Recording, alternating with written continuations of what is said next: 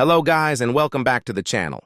In today's video, I'm going to show you how to turn off friends posting on your Facebook profile. So, without wasting any time, let's get started.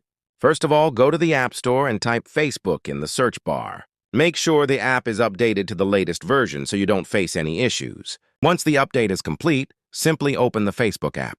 Now, tap on your profile icon at the bottom right corner of the screen to go to your profile. After that, tap on the three dots in the top right corner. From here, scroll down a bit and select Profile and Tagging Settings. Inside these settings, look for the option that controls who can post on your profile. Simply change it to only you.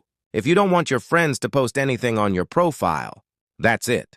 Your profile is now private from friend posts. So, that's all for this video.